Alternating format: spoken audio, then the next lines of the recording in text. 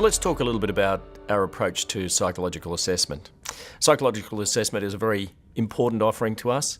We are involved in psychologically assessing literally thousands of people per annum, and in trying to make this information as useful as possible to organisations and to individuals. And so those are really two reasons that we tend to psychologically assess people. The most common, by a long way, is the concept of assessing people for recruitment purposes, to evaluate and predict how successful people are likely to be through the recruitment process, but as well as that, to help clients to identify risks in potential candidates which they seek to avoid. In addition to that, though, we psych test people for development purposes, and there are times when people will need to go from level A to level B, let's say, or to change their role, and understanding the abilities of those people can be very, very important indeed. Now, in the previous video called The Science of Candidate Assessment, I talked a little bit about the measures that we use to assess people, and I won't talk so much about the specifics of that, but I will say what they are, and they are verbal and numerical and abstract abilities, which are intelligence measures, measures of counterproductive work behaviours, where we're seeking to predict how likely it is that somebody will be likely to undertake these counterproductive work behaviours, which tend to be either directed to individuals or an organisation. Personality, we're using the Hexaco Personality Inventory, and I went through the factors in the Hexaco Personality Inventory in the Science of Candidate Selection video. And we're also talking about the Schwartz Personal Values Questionnaire. Now on the screen you see an example report which gives you a risk summary. This is from one of our methods of executive recruitment, from our online psychological assessment portal. And so we really provide two levels of service. One is a web-based service where we give a client a login, and the client self-manages their psychological assessment activities. So they test as many people as they want to, they buy credits, and they use the following tools. They use the intelligence measures, the counterproductive work behaviours measures, the personality measures, and the personal values measures. And what you see on the screen now is a risk summary of a particular individual. That would be what you would find through our online psychological assessment portal, but we also undertake executive level psychological assessment. An executive level psychological assessment is a service where people provide us with a job description of what they're seeking to recruit, and typically we'll interview the client about the role that they're seeking to fill. And then what we'll do is that we'll recommend a range of assessments, and very often it would be the assessments that we've just described, but we write a personalised report for those clients. Two different levels of service, and often the executive level service is used for more senior positions, and there's a price point difference. You're typically talking in excess of $1,000 to $2,000 for that service, where at the online psychological assessment portal product sort of level, you're talking about somewhere around 200 to 300 Australian dollars. Now, one of the reasons that we developed the online psychological assessment portal is because of the fact that we had many clients who were very keen to avail themselves of psychological assessment, but they didn't believe that they could afford it. And so we approached the publishers of and in many cases directly the authors of the instruments that we considered to be the best psychological assessment tools that were available in the world, and we were delighted to find that they were prepared to come on board, and so we now are publishers of these instruments, and we've integrated them through our psychological assessment portal. Now, this is a unique product. There's no other way to put it. In the case of the psychological assessment portal, you're getting 6 assessments in one report. Now that report adds up to less than 5 pages, and in fact in most cases if you were to get 6 individual psychological assessment tools, you'd end up with reports of 10 pages plus on each one. And so instead of having to wade through 60 to 80 pages of description of what the results mean, what we've done is that we've given people a very brief description and risk assessments based on what these measures mean and what kinds of risks they represent for hirers. And so you see that the start of a psychological assessment report through our psychological assessment portal looks like this risk summary. And then what you'll have is you'll have the 3 measures of intelligence, verbal reasoning, and you'll see the normative results here. This is a person who's been compared to a managerial population, and you see their score in a percentage sense, how they compare to that population. Then their numerical reasoning, how smart they are in respect of numbers, how effectively and quickly they can deal with numerical information. And then thirdly, abstract reasoning. And abstract reasoning is the capacity of the person to deal with abstract issues such as problem solving, such as strategy, such as tactics.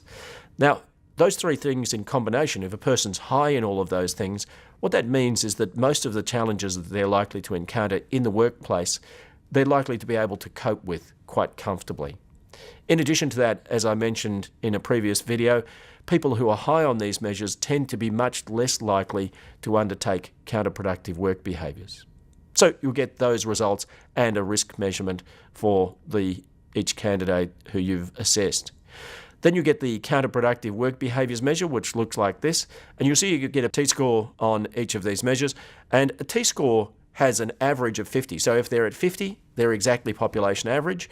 And if they're above 50, that means they're above average. If they're below 50, they're below average. Now you'll see that there's a word form that describes each of these characteristics.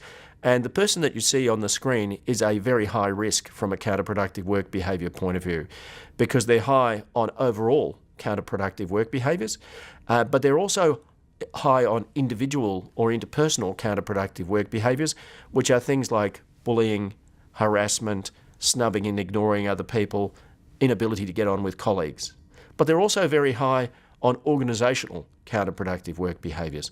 And what that means is that they're a significant risk to do things like say bad things about the organisation, to do things like steal things from the organisation, to do things like ignore your safety rules, things which are organisationally focused rather than individually focused. So you'll get a score on each of those dimensions. But in addition to that, you'll see that you have a list of admissions, and this person has admitted to a lot of things, which suggests that they have done bad things in the past. Now, when people see counterproductive work behaviour admissions, they often wonder, why would people admit to such things? The truth of the matter is that I don't believe that there is almost anyone on earth who wakes up in the morning intending to be evil. I think what happens is that people undertake counterproductive work behaviours, such as the ones shown on the screen there, because they simply don't understand that these things are a problem. I mean, think of your interactions with people at work through your career to date.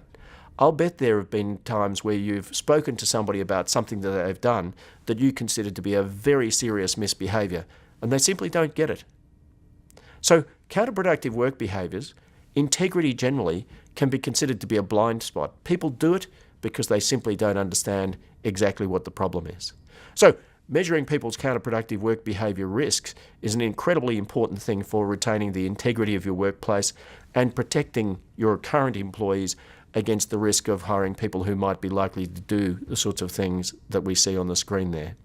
So we'll talk now about personality. Personality has a number of incredibly important characteristics. One of them is honesty, humility. I mentioned in a previous video that Lee and Ashton, in their breakthrough in 2005-2006, in assessing personality, identified this honesty, humility characteristic. And it turns out that employees who are honest and not arrogant are much more effective employees and much less likely to do bad things either to the organisation or to colleagues. Then you'll get the rest of the person's personality profile with characteristics such as emotionality, the degree to which they're emotionally stable or unstable, whether they're extroverts or introverts, and you'll see that the advice on each of these areas depends on what we know from a research point of view of each of these characteristics. So emotionality, it says low is better in each cases. When it comes to extroversion, you see it says depends on the job. You see when it says agreeableness, you'll see that it says low is of concern. In other words, no matter what the job is, if people are low in agreeableness, it tends to mean that they're angry and difficult, and that's a bad thing. Conscientiousness, high is better. Openness depends on job. Now, we will help you to understand which of those characteristics that depend on job are the sorts of things that you might like to consider when you're doing your recruitment activities and where you're trying to make decisions about who you should hire. Incidentally, we back this with interpretive manuals which help you to understand what these things mean. But as well as that, we run training. So for instance, we have an accreditation program which helps people to understand how to use these tools in a practical sense. Finally, we assess values through a thing called the Schwartz Personal Values Questionnaire.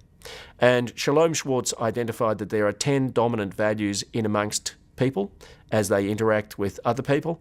And one of the things that values gives you is that it's an exceptionally good measure of whether people are going to fit a particular workplace. So you can decide the sort of value set you're looking for in amongst prospective employees, but one of the things that we strongly recommend is that it's a very good idea to test existing employees for the value set that they possess, because it's the consonance between the value set of the prospective employee and the existing employee that's going to determine whether people will fit in comfortably or not. Values also gives an indication of whether people are likely to undertake counterproductive work behaviours, and we give further information about that with clients that we're working closely with. But in addition to that, its most powerful characteristic is the ability to identify fit. And we have so many clients that tell us, above all else, what we're looking for is culture match. We need somebody, we've got a distinctive culture, and we need somebody who's going to fit that. Well, values are, of course, an incredibly important driver of culture.